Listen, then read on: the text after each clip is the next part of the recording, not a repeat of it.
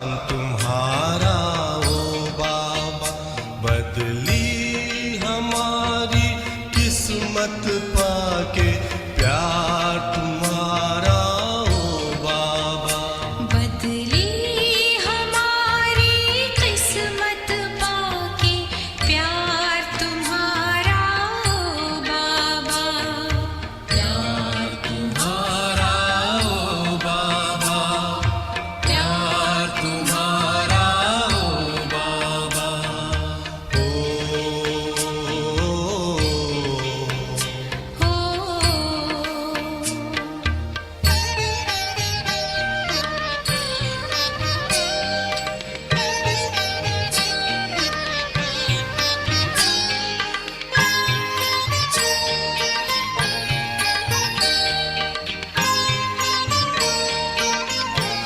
हम खुश नसीब हैं बाबा तेरे स्नेह से पल रहे हैं दामन में भर के खुशियाँ फूलों सा खिल रहे हैं फूलों सा खिल रहे हैं ये आंखें करती रहती बस दीदार तुम्हारा ओ बाबा ये दिल हर पल गाता रहता एहसान तुम्हारा ओ बाबा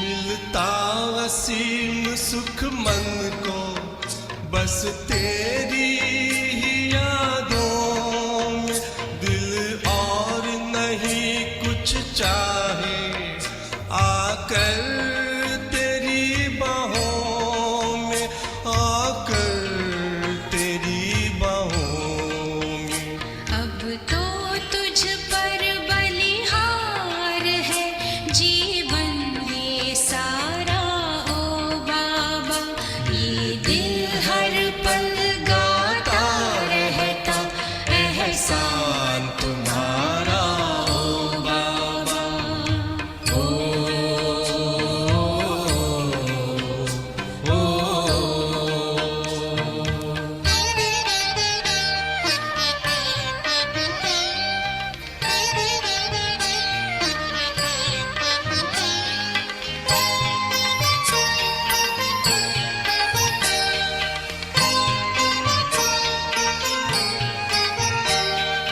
परम धाम से आकर हमें क्या से क्या बनाया सद्ज्ञान के हीरे मोती दे हमको खूब सजाया दे हमको खूब सजाया शब्दों में तेरे उपकार का इजहार करूं कैसे बाबा ये दिल हर पल गाता रहता एहसान तुम्हारा ओ बाबा बदली हमारी किस्मत पाके प्यार तुम्हारा ओ बाबा उपकार तुम्हारा ओ बाबा एहसान तुम्हारा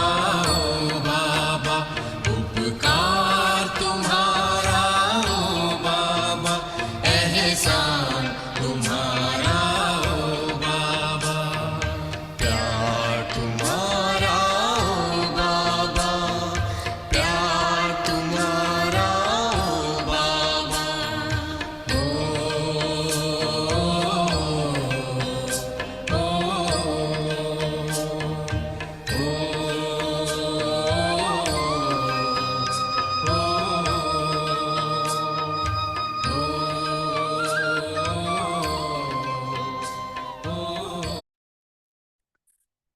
शांति।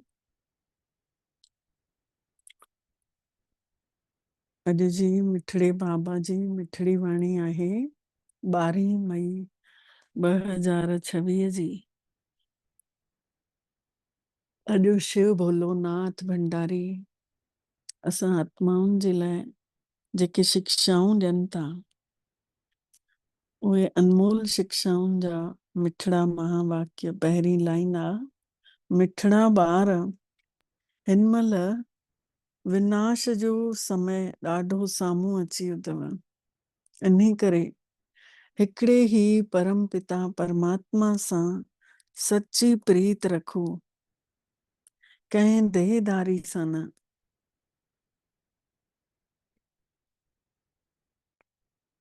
विनाश जो महल ॾाढी साम्हूं अची वई आहे, इन्ही करे हिकिड़े ही परम पिता परमात्मा सां सच्ची प्रीत रखो, कंहिं देहधारी सां न। अॼु बाबा प्रश्न पुछनि था, जिन ॿारनि जी सच्ची प्रीत हिक परमात्मा सां हूंदी, उन्हनि जूं निशानियूं छा हूंदियूं? त बाबा उत्तर में चवनि था, उन्हनि जी बुद्धीअ जी तार कंहिं बि देहधारी ॾे वञी न सघंदी। जंहिंजी प्रीत भगवान सां जुड़ियल हूंदी त उन्हनि जी बुद्धीअ जी तार कंहिं देहधारी ॾे वञी न सघंदी। उहे पाण में हिक ॿिए जा आशिक ऐं माशूक न ठहंदा। ॿियो पॉइंट बाबा चवनि था, जंहिंजी सच्ची प्रीत परमात्मा सां हूंदी उहे हमेशा जीत पाईंदा, विजयी चवराइजंदा।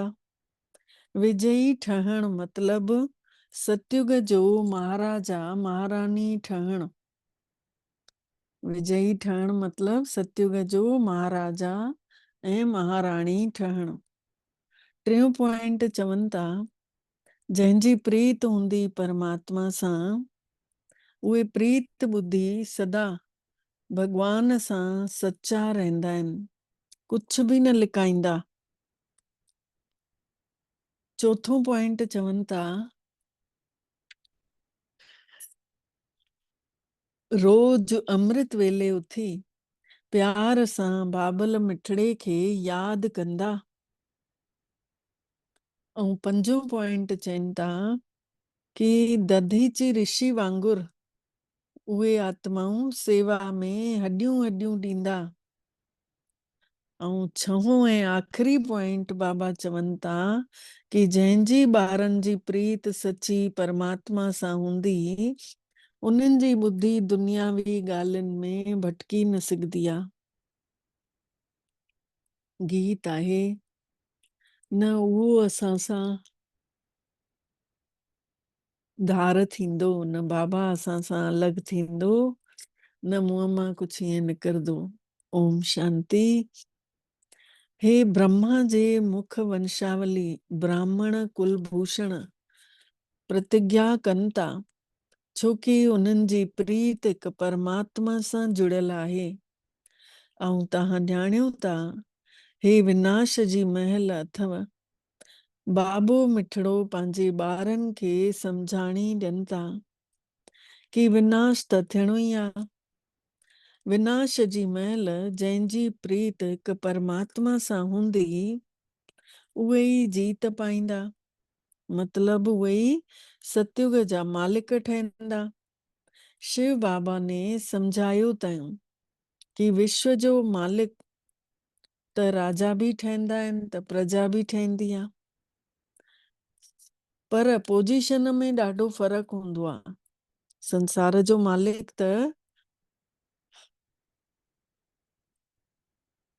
राजा ऐं प्रजा जी पोजीशन में ॾाढो फर्क़ु हूंदो आहे। जेतिरो बाबल मिठड़े सां प्रीत रखंदव, जेतिरो उन्ही जी यादि में रहंदव, ओतिरो ऊंचो पद बि पाईंदव। बाबा ने सम्झाणी ॾिनी अथई कि बाबे जी यादि सां ई तव्हांजे पाप कर्मनि जो बोझ ख़तम थींदो। तव्हां लिखी सघंदा आहियो कि विनाश जी महिल बुद्धि विपरीत दिशा में, पर ऐं जंहिंजी विनाश काले कंहिंजी प्रीत बुद्धि हूंदी आहे, कंहिंजी विपरीत बुद्धि हूंदी आहे। चवंदा आहिनि न, पतंगनि जो अंत ईंदो आहे त कीअं ख़तम थींदा आहिनि, पंख निकिरी ईंदा अथनि। त बाबा चवनि था इहो लिखण में बि कोई ड्रिजण जी ॻाल्हि कोन्हे। बाबा पाण चवनि था कि मां ख़ुदि चवांव थो कि उन्ही जो विनाश थींदो ऐं प्रीत बुद्धि वारनि जी विजय थींदी, जीत थींदी। जंहिंजी परमात्मा सां प्रीत हूंदी उन्हनि जी जीत निश्चित आहे। बाबा बिल्कुलु साफ़ साफ़ लिखनि चई था छॾनि कि हिन दुनिया में प्रीत त कंहिंजी बि आहे ई कान परमात्मा सां। तव्हां ॿारनि जी प्रीत आहे। बाबा चवनि था ॿार परमात्मा ऐं श्री कृष्ण जी महिमा अलॻि अलॻि लिखदव त सिद्ध थिए कि गीता जो भगवान केरु आहे। इहो त ज़रूरी आहे न। अगरि परमात्मा ऐं श्री कृष्ण जी महिमा अलॻि अलॻि लिखूं त पतो पए न कि गीता जो भगवान केरु आहे। ऐं इहो ॿुधाइण त ज़रूरी आहे। ॿियो त बाबा सम्झाणी था ॾियनि कि ज्ञान जो सागर पतित पावन परमात्मा आहे या पाणीअ जूं नदियूं आहिनि, केरु आहे। ज्ञान जो सागर पतित आत्माउनि खे पावन ठाहिण वारो पाण परमपिता आहे या पाणीअ जूं नदियूं आहिनि, या ज्ञान जी गंगा या पाणीअ जी गंगा आहे, केरु आहे पावन ठाहिण वारो। इहो त ॾाढो सरल ॻाल्हि अथव। ॿी ॻाल्हि इहा आहे कि जंहिं महिल प्रदर्शनियूं कयो था त सभिनी खां पहिरियों इहो ई निमंत्रण ॾियणु घुर्जेव गीता पाठशालाउनि वारनि खे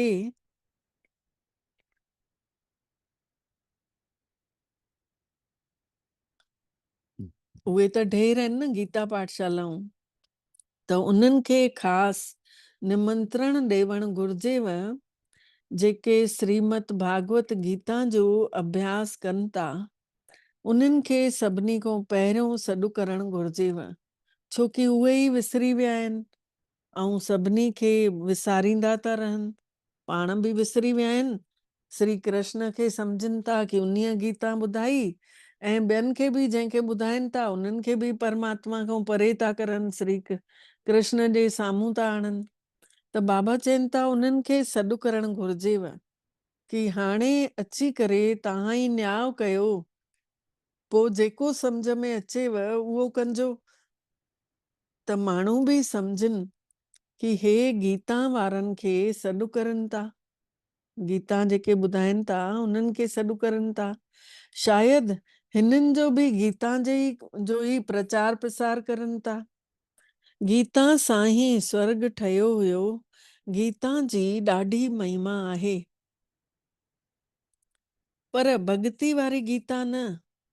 बाबा चवनि था भक्ति वारी गीता न, महिमा आहे त कहिड़ी गीता जी महिमा आहे, जेका इहा सच्ची गीता परमात्मा जेका उचारी अथई पंहिंजे मुंहं सां।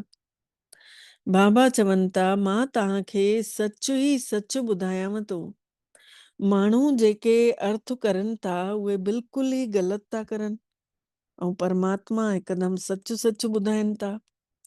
कोई बि सच न चवनि था, मां ई सच ॿुधायांव थो। परमात्मा खे कण कण में चवण बि त सच कोन्हे न। इहे सभु त विनाश पाए वठंदा ऐं हर 5000 सालनि में थिए बि थो ईअं। तव्हांखे पहिरीं पहिरीं मुख्य ॻाल्हि सम्झाणी ॾियांव थो। बाबा चवनि था सम्झाणीअ में कि यूरोप में रहण वारा जेके यादवनि जेके आहिनि उन्हनि जी बुद्धि जेका आहे हिन महिल विपरीत बुद्धि थी वई अथनि। विनाश जी महिल आई आहे त हाणे उन्हनि जी बुद्धि उबते पासे ॾे डुके थी। विनाश जे लाइ सुठी रीति तयारियूं करे रहिया आहिनि, पर पत्थर बुद्धि सम्झी नथा सघनि पिया। तव्हां बि पहिरियों पत्थर बुद्धि हुयव, हाणे पारस बुद्धि ठहिणो अथव। पारस बुद्धि हुयव पोइ वरी पत्थर ॿुधी कीअं थी पिया आहियो? बाबा चवनि था पहिरियों तव्हांजी ॿुधी एॾी साफ़ हुई, एॾी स्वच्छ हुई, ऐं तव्हांजी हाणे ॿुधी पत्थर ॿुधी कीअं थी पई अथव? इहो बि त आश्चर्य थो लॻे। बाबा खे चयो ई वेंबो आहे ज्ञान जो सागर, दया जो सागर। बाक़ी जेको पंहिंजो ई भलो नथा करणु ॼाणनि, उहे ॿियनि जो भलो कीअं कंदा? दुनिया में जेके पंहिंजो ई भलो नथा करणु ॼाणनि, त उहे ॿियनि जो भलो कीअं कंदा? त बाबा चवनि था जेके ज्ञान खे धारण ई नथा करनि, त उहे पद बि त ओड़ो ई पाईंदा न। त जेके सेवादारी आहिनि उहे ई ऊंचो पद पाईंदा, उन्हनि खे ई बाबे जो प्यार बि मिले थो, बाबा उन्हनि खे प्यार बि कनि था पिया। नंबरवार पुरुषार्थ जे आधार ते हूंदा ई आहिनि। मतलब जेके ॿार जीअं जेतिरो जंहिं यादि कयो, उन्ही जे आधार ते, उन्हनि जी महिनत ॾिसी करे उन्हनि खे ओड़ो ई बाबा प्यार था करनि। केतिरा त अहिड़ा आहिनि जेके की सम्झनि ई कोन था कि असांजी परमात्मा सां प्रीत कोन्हे त पद बि न मिलंदो। अहिड़ा बि कई आहिनि जेके सम्झनि था कि भई असांजी परमात्मा सां प्रीत कोन्हे त असांखे पद बि ओड़ो न मिलंदो, चाहे सगा ठहूं, चाहे सौटेला ठहूं। मतलब विनाश जी महिल आहे ऐं उन महिल प्रीत कोन्हे परमात्मा सां, परमात्मा जी ॻाल्हियुनि खे फॉलो बि न करे सघंदा, ऐं पोइ अॻिते वञी करे उहे घटि पद पाईंदा। त देवताई गुण बि त खपनि। बाबा चवनि था देवताई गुण बि त खपनिव, त इन करे कॾहिं बि कूड़ न ॻाल्हाइणु घुरिजेव। बाबा चवनि था मां सच चवांव थो, जेको मूंसां प्रीत नथा करनि त उन्हनि खे पद बि न मिलंदो। कोशिश करे 21 जन्मनि जो पूरो वरसो वठिणो अथव। त प्रदर्शनी मेलनि ते पहिरियों गीता पाठशाला वारनि खे सॾु करिणो अथव, जंहिंखे गीता जो श्लोक कंठस्थ आहिनि, जेके वञी वञी करे माण्हुनि खे श्लोकनि जो अर्थ ॿुधाइनि था। बाबा चवनि था पहले उन्हनि गीता पाठशालाउनि वारनि खे सॾु कयो, निमंत्रण ॾियो, छोकी उहे बि त भगत आहिनि न। गीता पाठी त आहिनि ज़रूर, पर आहिनि त भगत न, श्री कृष्ण खे यादि कंदा हूंदा, पर सम्झनि त कोन था कि श्री कृष्ण केरु हुयो। श्री कृष्ण ने मुरली वॼाए, पोइ राधे काॾे हली वई, राधा काॾे वई, ऐं वरी सरस्वती खे सितार ॾेई छॾी अथऊं, मुरली वरी श्री कृष्ण खे ॾेई छॾी अथऊं। त इन जो अर्थ बि त सम्झनि कोन था। छड़ो काठ जी मुरली ॾिसी सोचनि था मुरली कृष्ण वॼाईंदो हुयो, ऐं उन खे जेका मम्मा हुई उन खे ॿुधाइनि था न कि वीणा ॾिनी अथऊं, मतलब उन ज्ञान जो केॾो एक्सप्लेन सुठे नमूने कयईं, खोले खोले हिकु हिकु शब्द जो अर्थ ॿुधायो अथईं, जंहिं महिल उन खे ज्ञान मिलियो अथसि। त बाबा चवनि था जंहिं महिल बाबा अची प्रवेश करनि था ब्रह्मा बाबा जे तन में, त सभिनी खां पहिरियों त ब्रह्मा बाबा जा कन था ॿुधनि न बाबा जी वाणी। त इन करे मुरली हथ में श्री कृष्ण खे ॾेई छॾी अथऊं। माण्हू चवनि था कि असांखे अल्लाह ने पैदा कयो अथई, पर अल्लाह खे ई नथा सुञाणनि। भारत जी त ॻाल्हि आहे, भारत में ही देवियुनि देवताउनि जी राजाई हुई, उन्हनि जा चित्र मंदिरनि में पूॼा वेंदा हुया। बाक़ी जेके राजा उनजा स्टेचू जेके ॿाहिरि लॻाईंदा आहिनि, त उन्हनि जे मथां त ॾिसो पखी अची करे किन करे हली वेंदा आहिनि।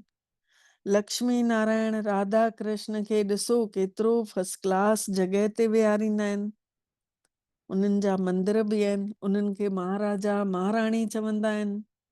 राजा अंग्रेजी अक्षर आहे न, केतिरा लखें रुपया ख़र्च करे मंदिर ठाहींदा आहिनि, छोकी उहे महाराजा पवित्र हुया।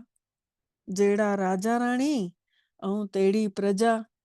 सभु पूजण लाइक़ हुया। तव्हां बि तव्हां ई पूज्य ठहो था, हाणे पोइ वरी तव्हां ई पुजारी ठही वेंदव। त पहिरीं ॻाल्हि अथव, परमात्मा पिता खे यादि कयो। बाबे मिठड़े खे यादि करण जो अभ्यास कंदे रहण सां हिन ज्ञान जी धारणा थींदव। हिक सां प्रीत कोन्हेव, हिक सां गॾु प्रीत कोन्हेव। प्रीत तव्हांजी केतिरनि ॿियनि सां बि लॻी थी वञेव।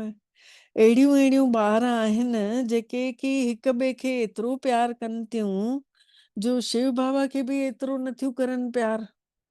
शिव बाबा चवनि था उन्हनि जी ॿुद्धीअ जी तार मूंसां जोड़णी अथनि। या हिक ॿिए में आशिक ऐं माशूक ठही वञिणो अथव। बाबा चवनि था कि तव्हांजी ॿुद्धीअ जी तार मूंसां जोड़दव कि हिक ॿिए खे आशिक ऐं माशूक ठही वञिणो अथव। पोइ मूंखे त बिल्कुलु ई विसरी था वञो पिया। तव्हांजी ॿुद्धीअ जी तार मांसां जोड़णी अथव। इन्ही में महिनत लॻे थी, ॿुधी टुटे वई कान थी, मतिलबु देह धारनि तो ॿुधी हटे वई कान थी। बाबा खे यादि बि कयूं था तॾहिं बि कोई न कोई देहधारी अची मन में वेहे थो।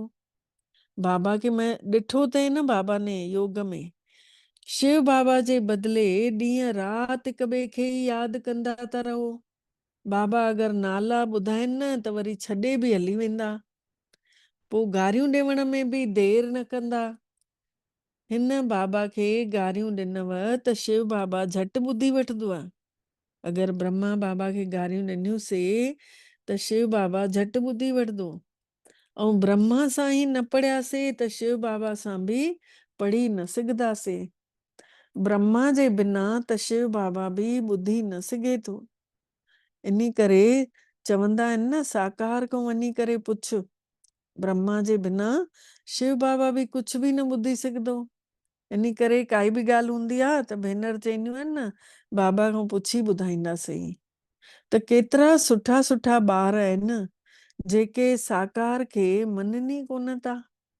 ब्रह्मा बाबा खे जेके मञींदा ई कोन्हनि, छड़ो शिव बाबा खे था मञनि। सम्झनि था कि हे बि त महिनत करे थो, पुरुषार्थी आहे। त बाबा चवनि था पुरुषार्थी त सभु आहियो, सभु आहिनि।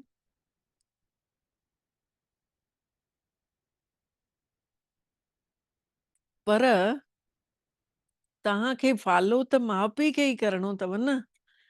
कोई त सम्झाइण सां सम्झी बि वञनि था, ऐं कंहिंजे भाग में कोन्हे त सम्झनि बि कोन था।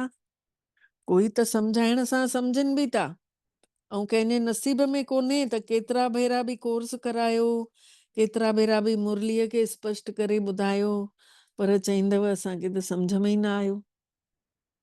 त बाबा चवनि था सेवादारी पोइ ठहनि बि कोन था। पर ॿुधी हिकु परमात्मा सां रखणी पवंदी आहे न। त अॼुकल्ह अहिड़ा घणा निकिता आहिनि जेके ईअं बि चवनि था कि मूं में शिव बाबा थो अचे। अहिड़ा बि अथव। इन में बि ॾाढी संभाल करणी घुर्जेव। माया अची अंदरि वेही थी रहेव, जंहिंमें पहिरियों श्री नारायण ईंदो हुयो, उहे अॼु बि आहिनि कोन। बाबा चवनि था पहिरियों विच में छा थियो हुयो, कोई चवंदा हुया मूं में नारायण थो अचे, कोई चवंदो हुयो मां में मम्मा थी अचे, कोई चवंदो मां में बाबा थो अचे। बाबा चवनि था अॼु उहे आहिनि कोन। छड़ो अचण सां कुझु थींदो कोन्हे। बाबा चवनि था मां हिक खे यादि कयो। बाक़ी मुंहिंजे में फलाणो अचे थो, हे अचे थो, इहो सभु माया अथव। मुंहिंजी यादि ई न हूंदव त मिलंदव छा? बाबा चवनि था अगरि मुंहिंजी तव्हांखे यादि ई न हूंदव त मिलंदव छा? कुझु बि न। त जेसी ताईं परमात्मा सां सिधो संबंध न जोड़ींदव त पद बि कीअं पाईंदव। जेसी ताईं भॻवान सां सिधो संबंध न जोड़ींदव त पोइ पद बि कीअं पाईंदव, धारणा कीअं थींदव, उहो अंदरि जीवन में ज्ञान लहंदो कीअं। त बाबो मिठड़ो चवनि था कि मां हिक खे यादि कयो।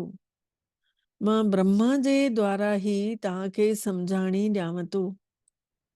ब्रह्मा जे द्वारा ही स्थापना थी हुई। हिन दैवी सृष्टि जी स्थापना जो कमु ब्रह्मा बाबा जे द्वारा ही थियो हुयो।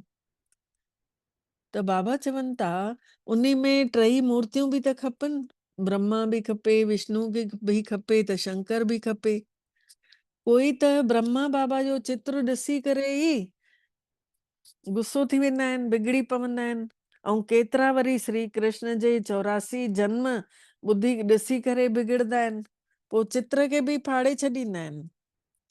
अड़े हे त बाबे मिठड़े ने चित्र ठाराया तंहिं त बाबा पंहिंजे ॿारनि खे सम्झाणी ॾियनि था कि विसरो न, छड़ो हिकु बाबे खे यादि कंदा रहो। जेके बंधन में पयूं आहिनि माताऊं, जंहिंखे बांधेलियूं बाबा चईंदा आहिनि न, त बांधेलियुनि खे बि रड़ियूं न करणियूं आहिनि। घर में वेठे पंहिंजे पिता खे यादि कंदे रहो। बंधन वारी माताउनि खे बि बाबा चवनि था कि घर में वेठे मिठड़े निराकार शिव भोलेनाथ खे यादि कंदियूं रहो। बंधन वारनि खे त अञा ई ऊंचो पद मिली सघंदो आहे।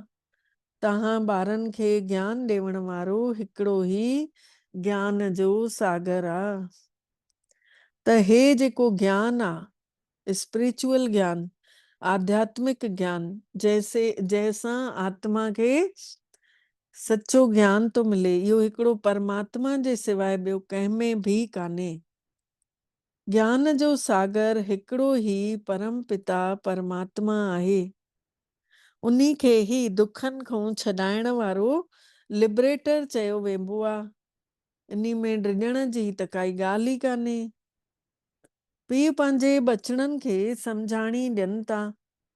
हाणे ॿारनि खे फर्ज़ु आहे कि उहे बि ॿियनि खे सम्झाणी ॾियनि। बाबा मिठड़ा चवनि था कि मांखे यादि कयो त सदगति खे पाए वठंदव। सतयुग में आहे राम जी राजाई, कलयुग में कोन आहे। सतयुग में त हिकिड़ो ई राज आहे। इहे सभु ॻाल्हियूं तव्हां में बि नंबरवार आहिनि। बाबा चवनि था सतयुग में हिकु ई राज अथव, जंहिंमें आत्मा राम राजा ठहियल वेठी आहे। हर बंदो पंहिंजे आत्मा रूप में वेठल आहे। हिक ॿिए खे आत्मा रूप में ॻाल्हायूं था, आत्मा रूप में ॾिसूं था। त चवंदा आहिनि न सतयुग में हिकिड़ो ई राज आहे। राम राजा राम प्रजा, राम साहूकार है जिए नगरी,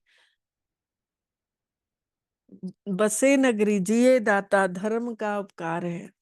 चवंदा आहिनि न कि जाते धर्म जो उपकार आहे, जाते धारणा कयल आहे माण्हू जी, हर आत्मा जेका पंहिंजे राजा स्वरूप में वेठल आहे, हर आत्मा पंहिंजे स्वधर्म में टिकियल आहे, शांत आहे। त बाबा चवनि था कलयुग में ईअं कोन्हे, हिकिड़ो धर्म कोन्हे कलयुग में। इहे सभु ॻाल्हियूं तव्हां में बि नंबरवार आहिनि। जंहिंजी ॿुद्धीअ में धारणा थिए थी ऐं जंहिंखे धारणा नथी थिए त उन्ही खे छा चवंदासीं?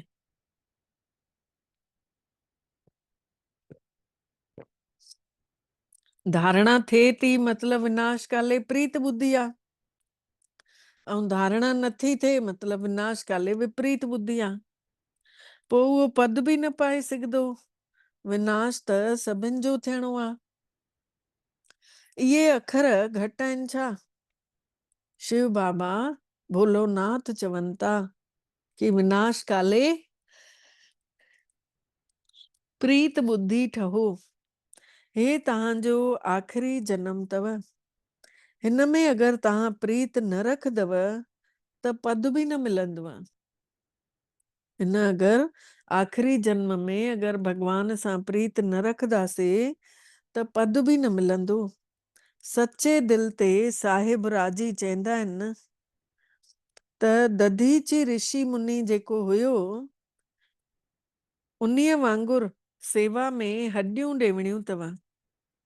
दधीची ऋषि जो मिसाल ॾींदा आहिनि न सभु ॼणा उन्हीअ ऋषि मुनि ने पंहिंजी हॾी हॾी सेवा में ॾिनी है। कॾहिं कंहिं जे मथां अगरि ग्रहण अचेव थो, कोई माया जो ग्रहण लॻे थो, त बाबा चवनि था तव्हांखे परमात्मा जो नशो ई उॾामी थो वञेव। पोइ केतिरे प्रकारनि जा तूफान था अची वञनिव ऐं ईंदा ई रहनिव था, पोइ उहे ॻाल्हियुनि जे रूप में मुख सां चओ था कि हिन खां सुठो त भाई पंहिंजे शरीर जे माउ पीउ वटि हली वञूं हा।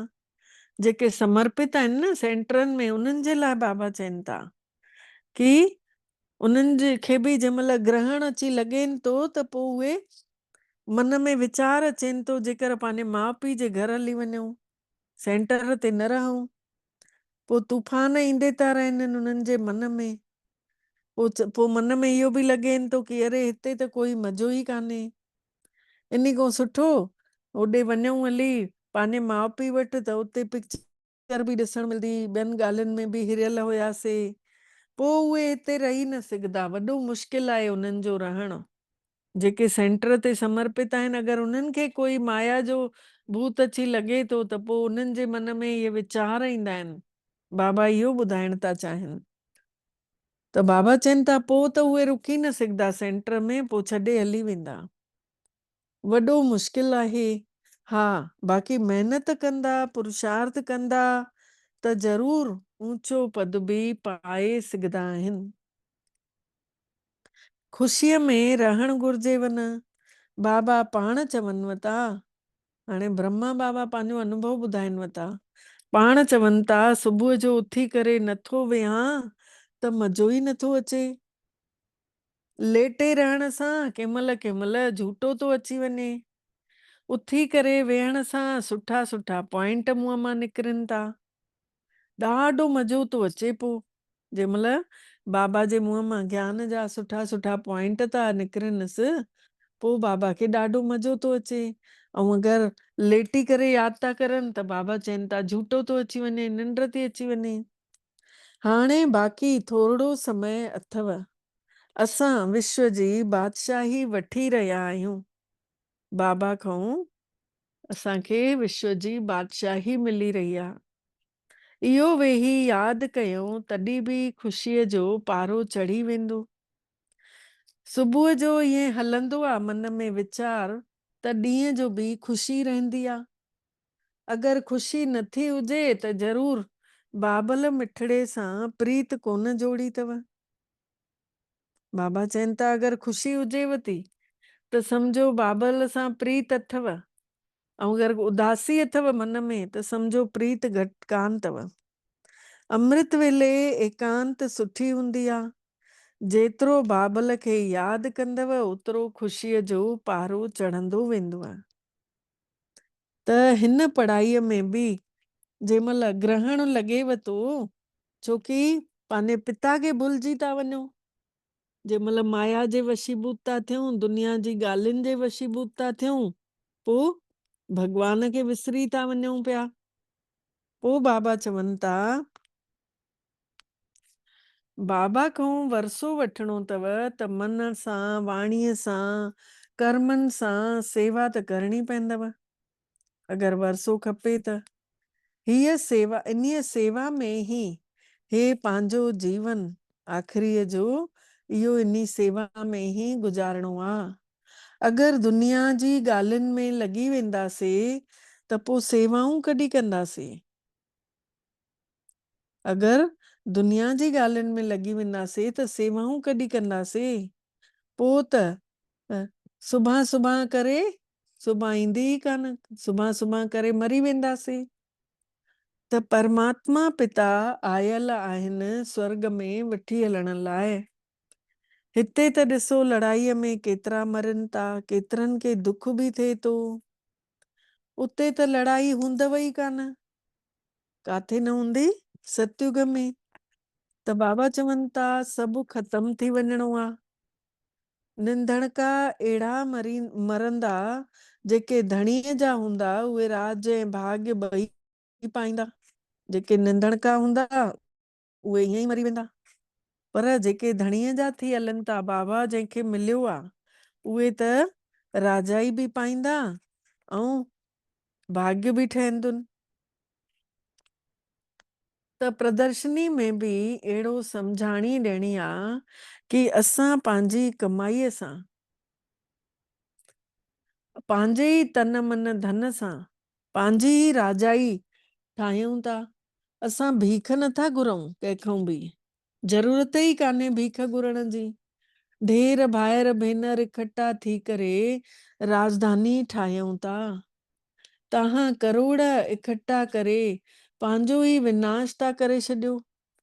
बाबा चवनि था तव्हां करोड़ इकट्ठा करे पंहिंजो ई विनाश था कयो पैसे जे कढ। ऐं असां पाई पाई इकट्ठी करे विश्व जो मालिक था ठहूं। असां हेतिरे मां ई जेतिरो मिले थो उन मां ई थोरो की घणो बाबा जी भंडारीअ में विझूं था। ऐं धीरे धीरे उहो सफल थो थींदो वञे, उहो धन बि पवित्र थो थिए, त असां विश्व जा मालिक था ठही वञूं। केतिरियूं सुहिणियूं ॻाल्हियूं आहिनि। अच्छा, पोइ वरी बाबा जो यादि प्यार आहे। अच्छा, मिठड़े मिठड़े सिकी लधे ॿारनि प्रति माउ पीउ जो यादि प्यार ऐं गुड मॉर्निंग। रूहानी बाबल जी रूहानी ॿारनि खे नमस्ते। ऐं असां रूहानी ॿारनि जी बि रूहानी बाबल मिठड़े खे दिल जो यादि प्यार गुड मॉर्निंग ऐं नमस्ते मिठड़ा बाबा, नमस्ते। शुक्राना बाबल तव्हांजा, बारंबार शुक्राना जे तव्हां असांखे पंहिंजो कयव ऐं असां सभिनि जो पद्मा पदम भाग्य जगायव। सार आहे अमृत वेले एकांत में वेही करे परमात्मा पिता खे ॾाढे प्यार सां यादि करणो आहे। अमृत वेले एकांत में वेही करे परमात्मा पिता खे ॾाढो प्यार सां यादि करणो आहे। दुनियावी ॻाल्हियुनि खे छॾे भगवान जी सेवा में लॻी वञिणो आहे। ॿियो पॉइंट आहे परमात्मा सां सची दिलि रखणी आहे। सची दिलि ते साहिब राजी। पाण में हिक ॿिए जा आशिक ऐं माशूक न ठहिणो आहे। प्रीत हिक परमात्मा सां ई जोड़नी आहे। पाण में हिक ॿिए जा देहधारी जे मथां लट्टू न थियूं। बाबा चवनि था हिक ॿिए जे मथां आशिक माशूक न ठहिणो अथव। प्रीत हिक परमात्मा सां जोड़नी अथव ऐं देहधारियुनि सां न जोड़नी अथव। वरदान आहे महसूस कयूं बाबो मिठड़ो इन धरतीअ ते अची करे असां सभिनी जे मथे ते हथ रखी बाबा चौधारी पंहिंजी दृष्टि रूहानियत जी लहर फैलाईंदे था वञनि। हे घर मंदिर तो ठहंदो वञे, शिवालय तो ठहंदो वञे, जाते भगवान रोज अचे तो, अचे पंहिंजी पवित्र दृष्टि सभिनी ॾेई था वञनि। महसूस कयूं बाबा जो वरदानी हथ असां सभिनि जे मथे ते रखियो पियो आहे। ऐं बाबा हथ रखी दृष्टि ॾींदे ॾींदे वरदान था ॿुधाइनि। इन्हीअ वरदान खे पंहिंजे जीवन में आणींदासीं। सभिनी शक्तियुनि जी संपत्ति सां भरपूर थी करे 8 शक्तियूं मिलदियूं आहिनि न मेडिटेशन सां, त बाबा चवनि था इन्हनि सभिनी शक्तियुनि सां भरिजी करे दाता ठहण वारा विधाता वरदाता ठहो। ॿियनि सभिनी खे बि बांटींदा वञूं शक्ति, प्यार, सच्चो स्नेह। बाबा चवनि था दाता ठहो, विधाता ठहो, वरदाता ठहो। डिटेल आहे जेके ॿार सभिनी शक्तियुनि सां भरपूर आहिनि उहे ई सम्झो संपत्तिवान आहिनि, उहे ई संपन्न बि आहिनि, उहे ई भरपूर बि आहिनि, भरपूर अवस्था जो अनुभव बि कंदा आहिनि। उन्हनि में कोई बि भगतनि वारा संस्कार या भिखारिन वारा संस्कार हूंदा ई कोन अथनि जेके शक्तियुनि सां भरपूर हूंदा आहिनि। उहे कॾहिं न इहो चवंदा कि असांखे भगवान जी मदद खपे, असांखे उन जो आशीर्वाद खपे, असांखे उन जो सहयोग खपे, असांखे उन जी शक्ति खपे। इहो खपे खपे जो शब्द दाता विधाता वरदाता ॿारनि जे अॻितों शोभा नथो ॾे पियो। या घुर घुर शोभा नथी ॾे, त भिखारी घुरदा आहिनि। त विश्व जी उहे जेके आहिनि, विश्व जी हर आत्मा खे कुझु न कुझु दान ॾींदा, वरदान ॾियण वारा ठही वेंदा आहिनि। अॼु जो स्लोगन आहे, हर आत्मा खे काई न काई प्राप्ति कराइण वारा वचन ई सत वचन आहिनि। हर आत्मा खे काई न काई प्राप्ति कराइण वारा वचन ई सत वचन आहिनि। अव्यक्त इशारे जो पॉइंट आहे न, हमेशा अचल डोल हिक रस अवस्था जो अनुभव कयो। कोई केतिरो बि लोॾाएव, लेकिन तव्हां हलचल में न अचो, अचल रहो। परिस्थिति सुठी आहे या पंहिंजी स्थिति सुठी आहे, बाबा पुछनि था, परिस्थिति सुठी आहे या पंहिंजी स्थिति सुठी अथव? कॾहिं परिस्थिति तव्हांखे वार त नथी करे छॾेव। सोचो कि इहा परिस्थिति पावरफुल आहे या असांजी पंहिंजी स्थिति पावरफुल आहे। बाबा चवनि था सोचो कि इहा परिस्थिति पावरफुल आहे या असांजी पंहिंजी स्थिति पावरफुल आहे। त इन्हीअ यादि सां कमज़ोर खां शक्तिशाली ठही वेंदव। जीअं तव्हां तपस्वी आत्माऊं हिक रस स्थितिअ में एकाग्र थी था वञो, हठ योगी वरी छा कंदा आहिनि, हिक टंग ते बीह रहंदा आहिनि। त काथे हिक रस अवस्था, तव्हांजो मन एकाग्र थो थी वञे, ऐं माण्हुनि सन्यासिन खणी हिक टंग ते बीहण एकाग्रता चयऊं।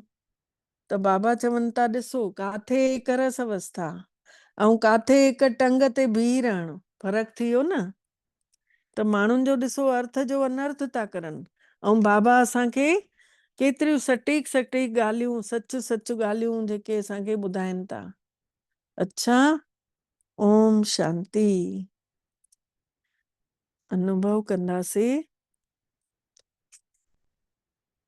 पंहिंजो पाण खे ॾिसूं,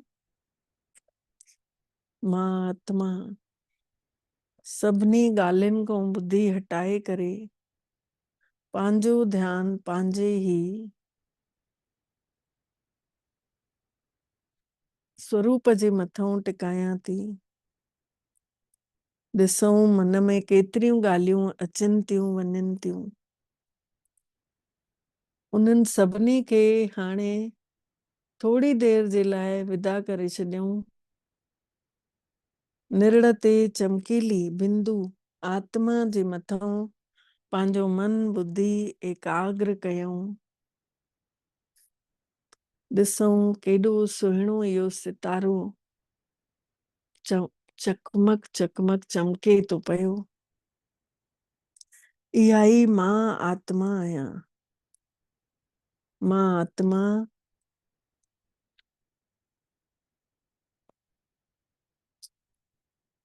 पवित्रता जी लाइट सां भरपूर आहियां। हिन शरीर जी मालिक आहियां। मां आत्मा ॾाढी शक्तिशाली आहियां। पंहिंजो पाण खे यादि ॾिवायूं, मां सर्वशक्तिवान परमात्मा जी ॿार मास्टर सर्वशक्तिवान आहियां। पंहिंजे ई चौधारी औरो ॾिसूं, लाइट जो औरो मां आत्मा जो फैलजंदो थो वञे। मां आत्मा हिन औरे जे अंदर आहियां, सुरक्षा कवच जे अंदर आहियां। महसूस कयूं मथे जे मथों मुंहिंजो मिठड़ो शिव भोलो नाथ भंडारी पंहिंजी किरणा असांजे मथे जे मथों छट वांगुरु ढके छॾियूं अथऊं। परमात्मा जे सुनहरे सुनहरे ॻाढ़े प्रकाशवान स्वरूप जे अंदर मां आत्मा आहियां। इहे ॻाढ़े रंग जूं किरणा अंदर ई अंदर समाइजंदियूं थी वञनि। मुंहिंजे अंदर अंग अंग में पवंदियूं थी वञनि। इहे ॻाढ़ियूं किरणा मां आत्मा मोहे निकिरी निकिरी करे चौधारी फैलजंदियूं थी वञनि। ऐं जाते पाण सभु वेठा आहियूं उतां जो वातावरण चार्ज तो थींदो वञे। मां आत्मा ॾाढी शक्तिशाली आहियां। पंहिंजो पाण खे ॾिसूं, पंहिंजो पाण खे हिकिड़े कमल जे गुल ते वेठल ॾिसूं ऐं मथे जे मथां परमात्मा पिता जूं सुनहरियूं ॻाढ़ियूं किरणा वसजंदे बि ॾिसूं। महसूस कयूं इहे किरणा पूरे घर जे कुंडन कुंडन में पहुची वयूं आहिनि। पंहिंजे ई घर में पंहिंजो ई प्रकाश गॾु भगवान सां फैलाईंदे ॾिसूं।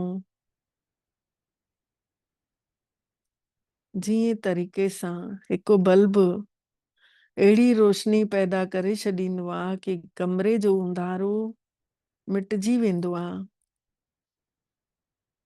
उहो ई मां आत्मा परमात्मा जे प्रकाश सां ते चारों तरफ़ ये किरणा फैलाईंदी थी वञा। परमात्मा जी इहा रोशनी घर जी सभिनी परेशानियुनि खे, दुखनि खे, तकलीफ़नि खे, बीमारियुनि खे ख़तम थी कंदी वञे। बाबा जूं किरणा पूरे घर जी परेशानियुनि खे, बोझ खे, चिंताउनि खे ख़तम थी कंदी वञे। भगवान जो प्रकाश ॻाढ़नि किरणनि जे रूप में पूरे घर में भरिजी चुकियो आहे। ॾिसूं पंहिंजे पूरे घर में ॻाढ़ी रोशनी सां चमके थो पियो पूरो घर। ईअं थो लॻे ॼणो घर जो बि शुद्धिकरण थी वियो आहे। हे घर हाणे मंदिर ठही चुकियो आहे। हिन मंदिर जा असां आत्माऊं सभु इष्ट देवी इष्ट देवता आहियूं। ॾिसूं पंहिंजे पाण खे घर रूपी मंदिर में जेके बि आत्माऊं हिन घर में अचनि थियूं उन्हनि खे सचो सुकून थो मिलेनि पियो। परमात्मा जी शक्तियुनि जी सुगंध थी मिलेनि।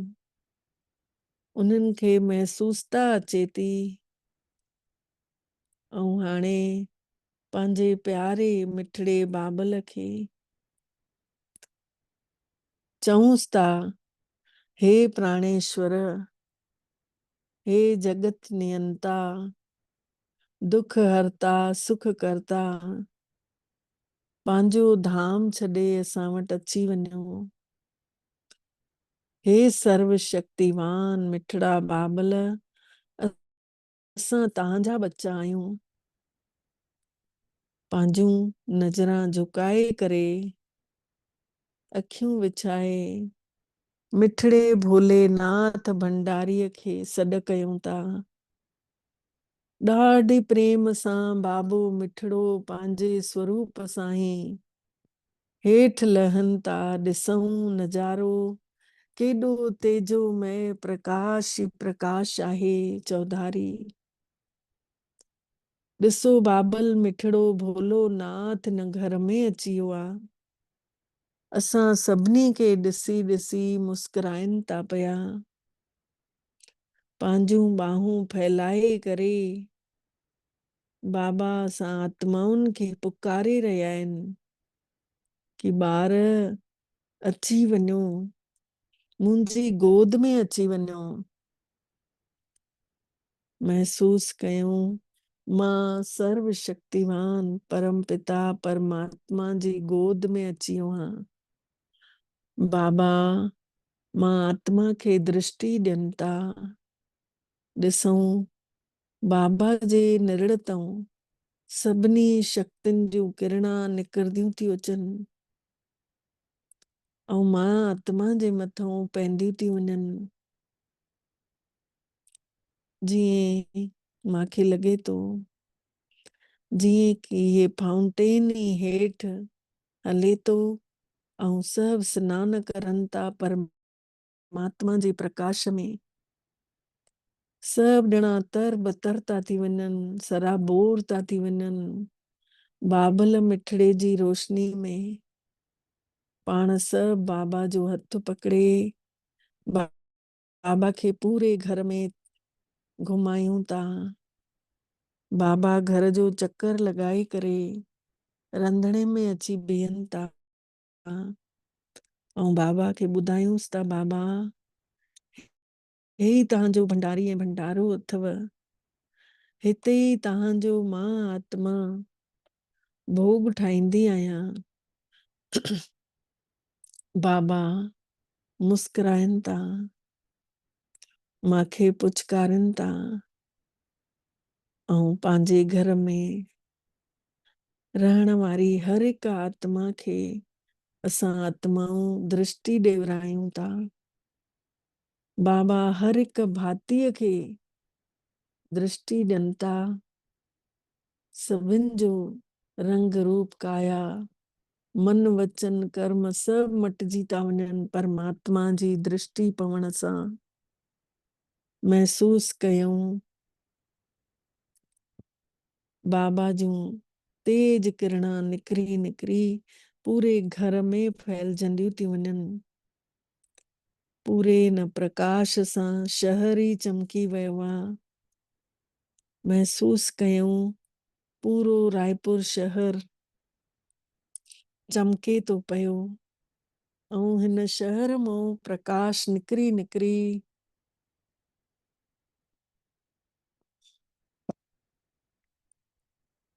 पूरे देश में फैलजंदो थो वञे। देश मां पूरे विश्व में थो वञे। हे घर ही पूरो लाइट ऐं माइट हाउस ठही वियो आहे। हाणे बाबा असां सभिनी खे वठी हथ पकड़े फरिश्ते स्वरूप में वठी हलनि था मथे। महसूस कयूं था सूक्ष्म लोक में बाबा हली असां सभिनी खे बिंदु रूप में टिकाइनि था ऐं चवनि था हलो हाणे परम धाम। परम धाम में पहुची करे ॻाढ़े सुनहरे प्रकाशवान शिव बाबा खे ॾिसूं था। अछूं अछूं किरणा बाबा मां निरंतर निकिरंदियूं थी वञनि। परमात्मा जी चमक शक्तियुनि जूं किरणा असां आत्माउनि जे मथां वसण लॻियूं। महसूस था कयूं असां आत्माउनि में इहा शक्तिशाली किरणा पवण लॻियूं ऐं मां आत्मा सच्ची शांतीअ जी महसूस था करण लॻमि। मुंहिंजो मन पूरी तरह सां शांत आहे, एकाग्र आहे। अनुभव कयूं था मुंहिंजे मन में सभिनि जे लाइ शुभ भावनाऊं शुभ कामनाऊं महसूस थियूं थियनि। हर हिकु आत्मा जे लाइ मुंहिंजे अंदरि सुठा संकल्प हलनि था। मां संसार जी सेवा जे लाइ निमित्त ठहियल परमात्मा जे प्यार जूं किरणा महसूस थी कयां। मां आत्मा में पवंदियूं थी वञनि। सचो स्नेह बाबल मिठड़े जो मां में भरजंदो थो वञे। इहो परमात्मा जो सचो स्नेह शांती ऐं मां गुणनि सां भरपूर थी थियां। हाणे मां आत्मा परमधाम मां लही करे पहुचां थी सूक्ष्म लोक में, जाते चौधारी अच्छे रंग जो प्रकाश ई प्रकाश आहे। ब्रह्मा बाबा ऐं शिव बाबा असां सभिनी जो इंतजार करे रहिया आहिनि। असां सभु बाबा जे अॻितों बीही था रहूं। बाबा जी चमकीली लाइट असां सभिनी खे मिलंदी थी वञे। पवित्रता ही पवित्रता वसजे थी पई। इन्हीं अच्छे चमकीले प्रकाशवान शरीर में मां आत्मा शांति ऐं हल्केपन जो एहसास थी कयां। बाबा मांखे इन संसार जी सेवा जे लाइ निमित्त ठाहिनि था ऐं बाबा खां निकिरंदड़ चमकीलियूं किरणा मां आत्मा खणंदी थी वञा, शिव जी शक्ति रूपा ठही थी वञा। बाबा जे निरड़ तां मांजे निरड़ में समाइजंदियूं थी वञनि इहे किरणा ऐं मां शिव जी शक्ति चवरायां थी। बाबा मूंखे तिलक लॻाइनि था, चवनि था तुंहिंजी हर जॻह ते जीत थींदे, सफलता ही सफलता मिलंदे। बाबा मूंखे वरदाननि सां बि भरपूर था कनि पिया। मां आत्मा बाबा जे बाबा चवनि था मां तोसां हमेशह गॾु आहियां। बाबा चवनि था तूं जाॾे वेंदी ओॾे मुंहिंजो साथ तोसां गॾु रहंदे। बाबा जे गुणनि ऐं शक्तियुनि सां भरपूर थी करे मां फरिश्तो विश्व ग्लोब ते अची थी वञा। पंहिंजो पाण खे ॾिसां थी शक्तिशाली बाबा जा गुण, बाबा जूं शक्तियूं भरियल इहे किरणा पूरे ग्लोब ते फैलाईंदे थी वञा। मुंहिंजे साम्हूं संसार जूं सभु आत्माऊं जेके भॻवान खे पुकारनि थियूं, जेके दुखनि सां हिन महिल पीड़ित आहिनि, जेके निराश थी विया आहिनि, उदास थी विया आहिनि, मुक्ति था घुरनि, उन्हनि सभिनी आत्माउनि जे मथां मां परमात्मा जूं शक्तियूं, परमात्मा जा गुण पुॼायां थी पई। सभिनी आत्माउनि ताईं इहे शक्तियूं पहुचनि थियूं। हिकु हिकु शक्ति उन्हनि सभिनी कमज़ोर आत्माउनि खे ताक़त भरनि थियूं ऐं सभिनी खे हिम्मत ॾेवराइनि थियूं। दुखनि खे सुखनि में बदिलजंदियूं थी वञनि। जेके कमज़ोर संस्कार अथनि उन्हनि खे बि पवित्र थियूं ठाहिनि।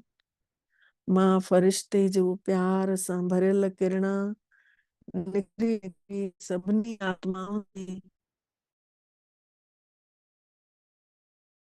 खे भरपूर थियूं करनि। भगवान जो प्यार सभिनी आत्माउनि खे ख़ुशी थो ॾे पियो, शांतीअ जो एहसास थो कराए, परमात्मा पिता जे साम्हूं जो अनुभव थो कराए। संसार जूं सभु आत्माऊं पंहिंजो पाण में बदलाव आणण बि चाहिनि थियूं। जंहिं कम में उन्हनि खे सफलता घुरिजे थी उन्हीं में उन्हनि खे सफलता बि मिले थी। सभु हाणे मां आत्मा प्रकृति जे पंजनि तत्वनि खे बि सकाश थी ॾियां। आत्माऊं सभु आत्माऊं सहयोगी थींदा था वञनि। प्रकृति पूरी तरह शांत थी थींदी वञे, सुखदाई थी थिए। मां फरिश्ते सां सभिनी खे प्राप्तियूं ई प्राप्तियूं थियूं थियनि ऐं मां आत्मा पंहिंजे असली स्वरूप में शांति, प्रेम, आनंद, सुख, सहयोग जे रूप में सभिनी खे मदद थी कयां। मां फरिश्ते खे हर कोई दुआऊं थो ॾे पियो। मां आत्मा हे ईश्वरीय कर्तव्य समझी इहा सेवा करे मां शरीर ॾे मोटां थी वापसि विश्व ग्लोब तां लहंदे लहंदे अची पंहिंजे पंजनि तत्वनि जे शरीर जे निरण में अची मां आत्मा वेही थी रहां बिंदु रूप में, ऐं हीअ लाइट जो शरीर अंदरि समाइजी थो वञे शक्तिशाली रूप में। मां आत्मा बेहद जी लाइट पंहिंजो पाण में महसूस थी कयां। ईश्वर जी सेवा करे मूंखे पंहिंजो पाण खे तक़दीरवान भागन वारी महसूस थी कयां पई। अहिड़ो सुहिणो भाग्य ठाहिण जो मौक़ो संसार में कंहिं विरले खे ई मिलंदो आहे। मुंहिंजो नसीब जाॻाइण वारो पाण भोलो नाथ भंडारी शिव बाबा आहे, जेको मुंहिंजो सच्चो साथी आहे। बाबा ने मूंखे सभु कुझु सेखारियईं, सोचणु सेखारियईं, खजानो ॾिनई पंहिंजो शुभ संकल्पनि खे। हाणे मां शिव बाबा जी यादि सां शक्ति भरदमि ऐं शक्ति भरे सभिनी खे विराईंदमि। इन सुठे ज्ञान सां ये सफलता ही सफलता मिलणी आहे। सफलता त असां सभिनि जो जन्म सिद्ध अधिकार आहे ऐं माया जे मथां जीत पाइण बि निश्चित आहे। कोई बि परिस्थिति हाणे असांखे हिलाए न सघंदी। पुराणा संस्कार असांखे पंहिंजे तरफ़ खीचे न सघंदा, छोकी बाबू हमेशह असां सां गॾु आहे। बाबा जा ज्ञान जा पॉइंट असां सां गॾु आहिनि। महसूस कंदे मिठड़े बाबल खे शुक्राना चऊं था। बाबा मिठड़ा, तव्हांजा बारंबार दिल सां शुक्राना जे तव्हां असांखे अॼु अहिड़ो अनुभव करायव ऐं असां सभिनी जो पदमा पदम भाग्य जाॻायव। ओम शांति, ओम शांति, ओम शांति। तव्हां सभिनि जो बि ॾाढो ॾाढो दिल सां सभिनी फ़रिश्तनि जो शुक्रानो। सभिनी खे ओम शांति। ओम शांति दीदी। ओम शांति। ओम शांति। शांति।